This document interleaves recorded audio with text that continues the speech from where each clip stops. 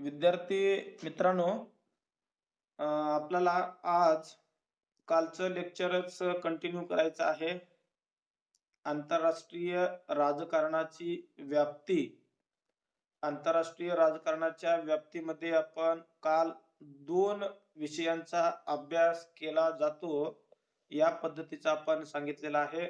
त्यामध्ये पहिलं होतं की राष्ट्रातील राष्ट्रीय संबंधाचा अभ्यास, आणि दुसरं जे होतं महत्वाचा मुद्दा तो म्हणजे परराष्ट्र धोरणाचा अभ्यास.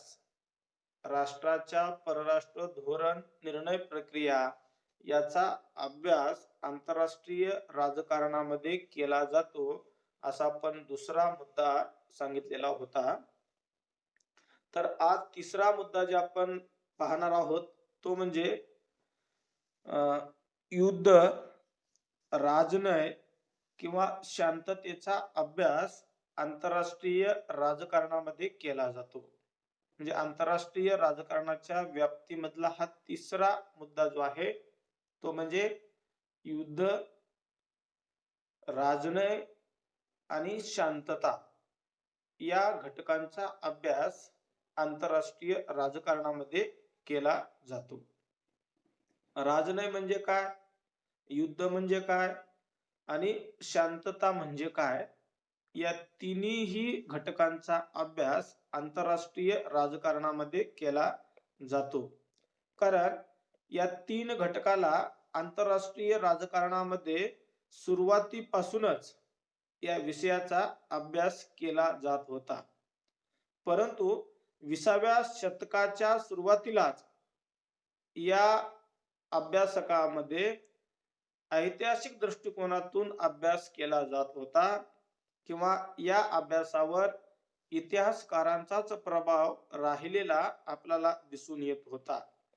परंतु जो राष्ट्रामधील राजनयिक संबंध जे आहेत ते युद्ध, लष्करी करार किंवा शांततेच्या निर्मितीसाठी करण्यात आलेले प्रयत्न इत्यादी गोष्टीच्या वर्णनाला महत्व प्राप्त झालेलं होतं. म्हणून परिणामी आंतरराष्ट्रीय राजकारणामध्ये राष्ट्रातील राजनयिक संबंधाचा इतिहासाचा अभ्यास आंतरराष्ट्रीय राजकारणामध्ये केला जात होता. म्हणून दुसऱ्या महायुद्धानंतर मात्र जे घडून आलेलं दुसरं प्रचंड महायुद्ध जे आहे, या महायुद्धामध्ये जीवित आणि वित्तहानी झाली आणि युद्ध आणि शांततेचा शास्त्रशुद्ध पद्धतशीर अध्ययनावरती भर देण्यात येऊ लागला. म्हणजे त्याच्या पुढे जाऊन राष्ट्रे युद्धासाठी का प्रवृत्त होतात, किंवा युद्धखोर नेत्याच्या मानसिकतेचा वर्तनवादी दृष्टिकोनातून अभ्यास आणि विश्लेषण करण्याची गरज त्या ठिकाणी भासलेली होती. म्हणून युद्ध थांबवायचं असेल तर त्या देशामध्ये शांतता कोणत्या पद्धतीने निर्माण होऊ शकेल, म्हणजे शांतता निर्मितीचे विविध मार्ग जे कोणते आहेत, या मार्गाचा शोध घेण्याची ही गरज त्या काळामध्ये आंतरराष्ट्रीय राजकारणामध्ये निर्माण झालेली होती. म्हणून आंतरराष्ट्रीय राजकारणाच्या अभ्यासकाने युद्ध होण्यापाठीमागची कारण मीमांसा, युद्ध का होतात आणि त्या राष्ट्राच्या राष्ट्रप्रमुखाच्या वर्तनाचा अभ्यास करण्याची गरज या शतकामध्ये आंतरराष्ट्रीय राजकारणाला वाटू लागली. म्हणून आंतरराष्ट्रीय राजकारणाचे अभ्यासक जे आहेत, या अभ्यासकाने या 3 घटकांचा अभ्यास करण्यावरती भर दिलेला आपल्याला दिसून येते. 1980 मध्ये किंवा 1980च्या दशकामध्ये शांतता निर्मितीसाठी जे आवश्यक घटक ठरतात याविषयीचं एक आपल्याला उदाहरण सांगता येतं की 1980च्या दशकामध्ये एक शांतता निर्माण करण्यासाठीचा कार्यक्रम राबवण्यात आलेला होता. जसं की पीस स्टडीज प्रोग्राम त्याला नावाने ओळखलं जातं. म्हणजे एक नवीन अभ्यास शाखा सुद्धा त्या दशकामध्ये निर्माण झालेली होती. म्हणजे आंतरराष्ट्रीय राजकारणामध्ये राष्ट्राच्या संबंधाविषयी शांतताप्रिय वातावरण कशा पद्धतीने निर्माण होईल याचा अभ्यास सुद्धा स्वतंत्ररित्या करण्यात आलेला होता. अमेरिका आणि युरोपमधील अनेक विद्यापीठांमधून हा विषय शिकवला जात होता आणि तो आजही विषय तो अमेरिकेच्या व युरोप खंडातील इतर देशाच्या विद्यापीठामध्ये आंतर म्हणजे शांतता अध्ययन कार्यक्रम तो शिकवला जातो असं आपल्याला सांगता येतं. युद्ध आणि शांततेच्या अध्ययनासाठी आंतरराष्ट्रीय राजकारणात आंतरशास्त्रीय दृष्टिकोनाचा आणि विश्लेषणाचा अवलंब होत आहे. परंतु शीतयुद्धाच्या काळात मात्र विकसित झालेला प्ररोधन आणि युद्ध टाळण्याचा आणि शांतता निर्मितीच्या तंत्राचा अभ्यास आंतरराष्ट्रीय राजकारणामध्ये करण्यात येऊ लागला. म्हणजे आपल्याला एकंदरीत युद्ध, तह, करार किंवा राजनय किंवा शांतता या घटकांचा अभ्यास आंतरराष्ट्रीय राजकारणात करण्यात येऊ लागला असं आपल्याला सांगता येते. म्हणजे एखाद्या देश दुसऱ्या देशासोबत युद्ध का पुकारतय, मग ते युद्ध पुकारण्या पाठीमागची भूमिका काय आहे किंवा त्या परिस्थितीमध्ये त्या राष्ट्राला युद्ध पुकारण्याशिवाय पर्याय नाही का, म्हणजे या युद्ध होण्यापाठीमागचे कारण काय आहेत याचा अभ्यास आंतरराष्ट्रीय राजकारणात केला जातो. किंवा एखाद्या वेळेस जर आपल्या देशाचा जो परराष्ट्र सचिव असतोय या परराष्ट्र सचिवाच्या वर्तनाचा सुद्धा अभ्यास केला जातो. किंवा राष्ट्राच्या राष्ट्रप्रमुखाच्या मानसिकतेचाही अभ्यास या ठिकाणी केला जातो. आणि दोन राष्ट्रांमध्ये जर तणाव निर्माण जास्त होत असतील तर या तणावाला कुठंतरी शिथिलता आणण्यासाठी एक शांतता प्रिय किंवा शांतता प्रस्थापित करता येईल का या अनुषंगाने सुद्धा आंतरराष्ट्रीय राजकारणामध्ये अभ्यास केला जातो. म्हणजे आंतरराष्ट्रीय राजकारणाच्या व्याप्तीतला हा तिसरा घटक महत्वाचाच घटक आपल्याला पाहता येते. कारण आपणाला युद्ध म्हटलं की शास्त्र आलं, युद्ध म्हटलं की वित्तहानी आली, वित्त म्हणलं की जीवितहानी आली, वित्त म्हटलं की अनेक प्रकारचे परिणाम आपल्याला उपभोगावे लागतात. मग त्या राष्ट्रालाही भोगावे लागतात. राष्ट्राच्या आर्थिक वृद्धी जी आहे ती आर्थिक वृद्धी मंदावते आणि राष्ट्राचा थोडक्यात विकास काय होतो, खुंटतो. म्हणून राष्ट्राच्या प्रगतीसाठी राष्ट्राच्या विकासासाठी युद्ध होणं हे आवश्यक नाही असं आंतरराष्ट्रीय राजकारणाच्या अभ्यासकांचं म्हणणं आहे. म्हणून आंतरराष्ट्रीय राजकारणाचे अभ्यासक या युद्धाच्या बाबतीचा अध्ययन या आंतरराष्ट्रीय राजकारणाच्या व्याप्तीमध्ये केला जातो असं आपल्याला सांगता येते.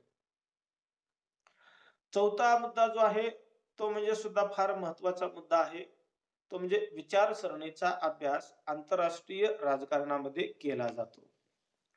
आता आंतरराष्ट्रीय संबंध, आंतरराष्ट्रीय राजकारण, राष्ट्रातील राजकीय संबंध हे एका विशिष्ट विचारसरणीमुळे काय होऊ शकतात, निर्माण होऊ शकतात असं आपल्याला या ठिकाणी सांगता येतं.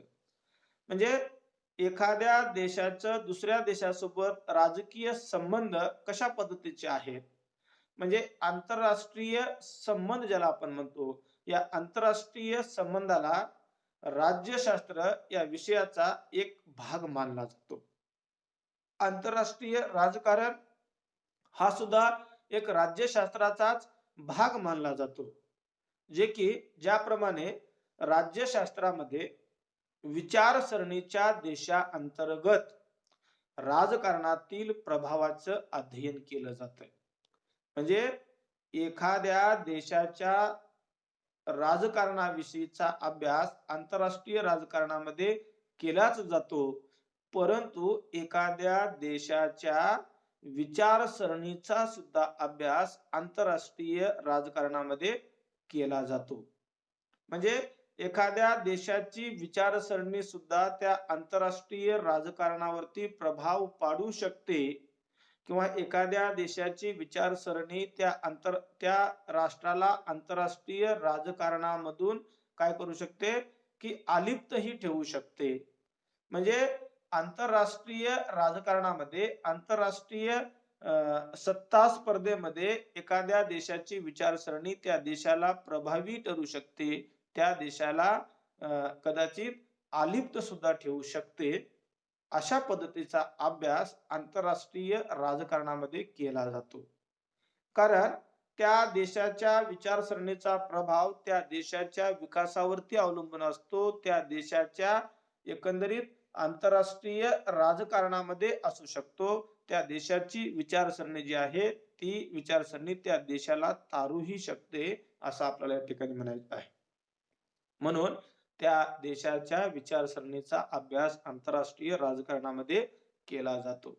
कारण 20व्या शतकात अनेक परस्पर विरोधी विचारसरणीचा विकास झालेला आपल्याला दिसून येते. म्हणजे परस्पर विरोधी विचारसरणी ज्या आहेत त्यामध्ये साम्यवाद आणि भांडवलवाद. म्हणजे साम्यवादी विचारसरणीचं नेतृत्व करणारा देश म्हणून आपण रशियाकडे पाहतो आणि भांडवलवादी विचारसरणीचा देश म्हणून आज आपण अमेरिकेकडे पाहतो. म्हणजे अमेरिका आज आंतरराष्ट्रीय राजकारणामध्ये किंवा आंतरराष्ट्रीय राजकारणाच्या सत्ता स्पर्धेमध्ये अग्रेसर असलेली दिसून येते.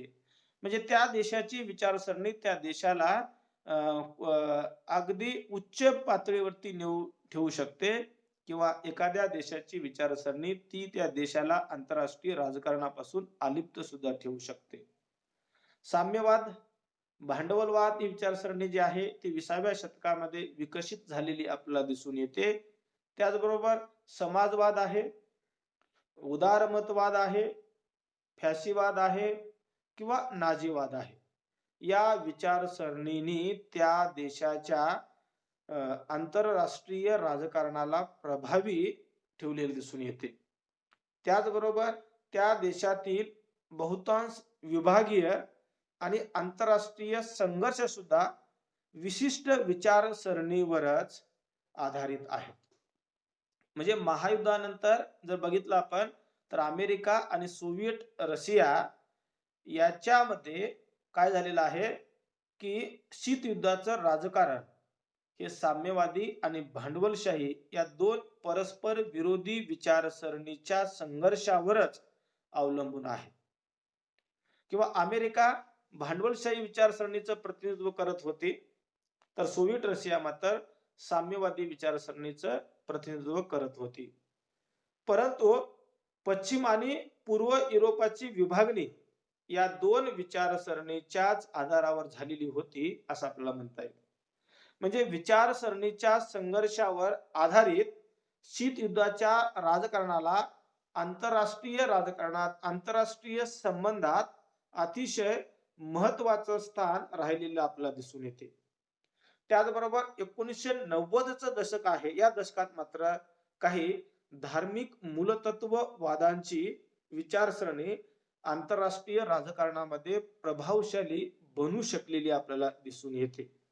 कारण धार्मिक मूलतत्ववादावर आधारित आंतरराष्ट्रीय दहशतवादानं काय झालेलं आहे, गंभीर स्वरूप धारण केलेलं आहे आणि या आंतरराष्ट्रीय दहशतवादाने गंभीर स्वरूपाचं वर्तन धारण केल्यामुळे धार्मिक मूलतत्ववाद किंवा धार्मिक मूलतत्ववादाच्या विविध पैलूंचा अभ्यास आंतरराष्ट्रीय राजकारणामध्ये करण्यात येऊ लागला.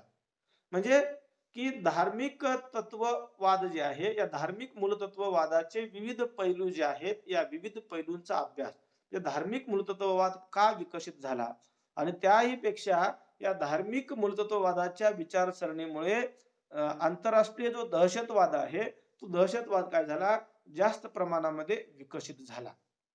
म्हणजे एखाद्या देशाची विचारसरणी जी आहे त्या विचारसरणीचा अभ्यास आंतरराष्ट्रीय राजकारणावरती प्रभाव पाडू शकतो. म्हणून या आंतरराष्ट्रीय राजकारणाच्या अभ्यासामध्ये विचारसरणीचं अध्ययन किंवा विचारसरणीचा अभ्यास करणं हे सुद्धा तेवढ्याच प्रमाणात गरजेचं आहे.